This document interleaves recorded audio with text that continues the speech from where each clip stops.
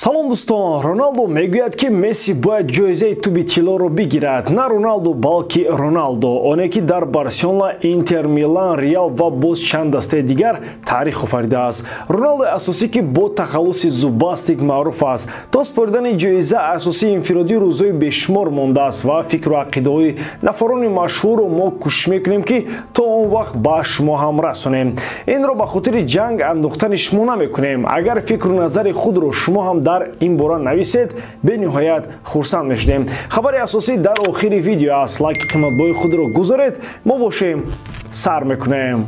Дӯстон, Евроҷумҳо ба охир расид ва моро бозиҳои топ-5 чемпионатҳо интизор аст. Дар Испания лидерони Ла Лига Барселона ва Реал байни худ зӯрро муайян мекунад.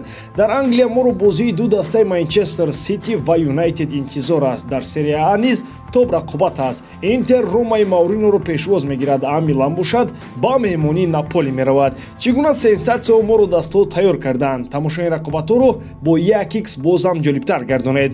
Дар он ҷо регистратсияи осон, пур кардани маблағ аз тамоми гӯшаву канори дунё, вале аз ҳам муҳим, бонус то ҳаҷми $100 дар аввалин пардохт бо промокоди AMG 0777 ссилкаи бозӣ дар комментарияи ин видео.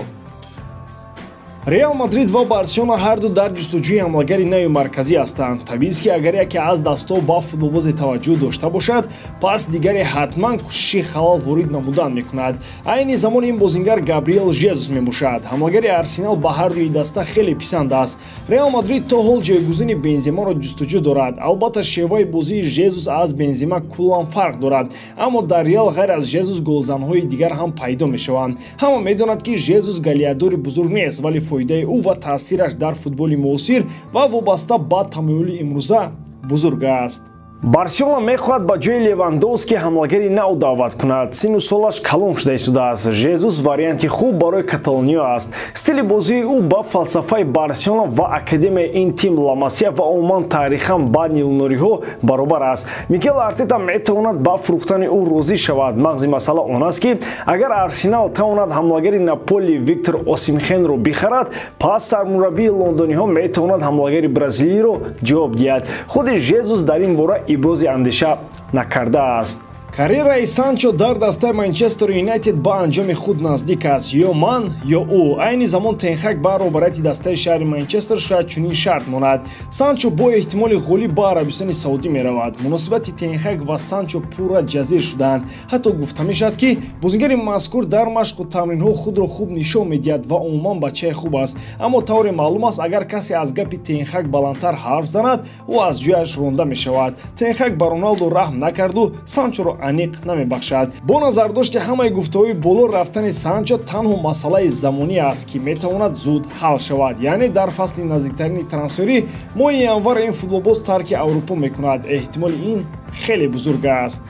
Сабаби асосии нагузаштани ин бозингар ба дастҳои Аврупо ин маоши баланди бозингар мебошад. Дастҳои аврупоӣ хоҳиши додани пули калон ба бозингаре ки дар майдон нест надоранд. Дастҳои арабӣ мавқеи Санчоро хуб медонанд ва аллакай ба пешниҳодҳои худ ба ин бозингар таваҷҷӯҳ доранд. моҳи январ чанд даста аз Арабистони Саудӣ бо пешниҳодҳои худ ба назди роҳбарияти МЮ меоянд.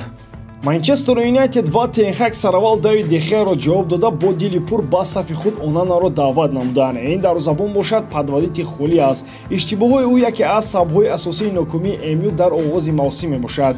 бораи ҳамин МЮ ният кардааст ки де Геаро ба сафи худ баргардонад. роҳбарияти даста бо ин қадам гӯё пушаймон шуданро иқрор омаданд ва омода ҳастанд ки ин хаторо ислоҳ кунанд. роҳбарияти дастаи Манчестер Юнайтед мехоҳад бо дарвозабони испанӣ шартномаи кӯтоҳмуддатро имзо кунанд. ин қарордод метавонад то охири мавсим бошад.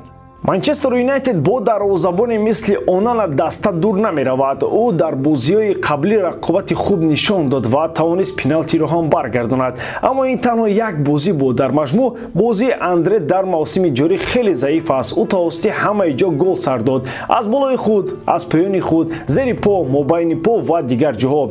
овардани Давид де Геа сабаби дигар ҳам дорад. Андре Онана барои иштирок дар ҷоми миллатҳои Африқо меравад. ин мусобиқа аз 13 январ то 11 феврал мегузарад. Футболбози бразилӣ Роналдои зубастик дар мавриди ҷоизаи туби тиллоӣ чунин ибрози андеша кард.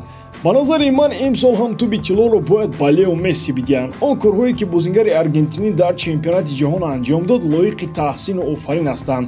ӯ ба ман корҳои Пеле ва Марадонаро ба хотир овард. онҳо ҳам кишвари худро то ба қаҳрамонӣ дар ҷоми ҷаҳон расонданд ва ин беҳтарин дастовард аст. бе ягон шаку шубҳа туби тилло бояд ба Месси дода шавад, гуфт Роналдо. ба ин фикру бисёриҳо розӣ ҳастанд. дар воқеъ Месси дар чемпионати ҷаҳон мисли шабпарак дар майдони футбол парвоз мекард. мунтахаби Аргентина ангуштарин буд ва Месси нигини он. ӯ бозингари дурахшонтарини ин мусобиқа буд. аёну маълум буд ки Месси бо тамоми қувваи худ бозӣ дорад ва мақсади қаҳрамони ҷаҳон шуданро дорад.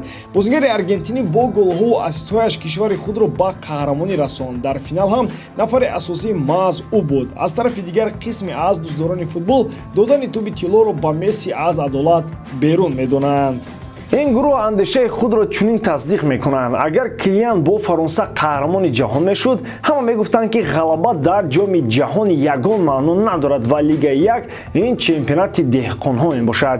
вале дар бораи Месси ҳеҷ кас чунин намегӯяд, чунки ӯ дар назди роҳбарони футболи ҷаҳонӣ қадр дорад ва онҳо Мессиро дастгирӣ мекунанд. ҳатто Гвардиола ишора намуд ки минбаъд бояд ду туби тилло дода шавад, яке ба Месси ва дуюмаш ба нафаре ки маосимро беҳтарин паси сар кард. яъне Гвардиола рӯи рост нагуфт ки имсол туби тиллоро бояд ба Холланд диҳанд, вале аз зери парда қайд кард ки арзандаи туби тилло Холланд мебошад, вале ҷоизаро боз ба Месси медиҳанд. маросими ҷоизаспории 3 октябр дар шаҳри Париж баргузор мешавад. хабар медиҳанд ки Леоро аллакай хабардор карданд ки ҷоизаро ӯ мегирад. ба ҳамин тамом боварӣ дорам ки эҷодкории ман ба шумо писанд меояд. лайк, комментария ва дар канал обунова шуданро аз ёд набароред. бо шумо мисли ҳар вақта Муҳаммад Гаиров. хай бародарон, дар паноҳи Аллоҳ.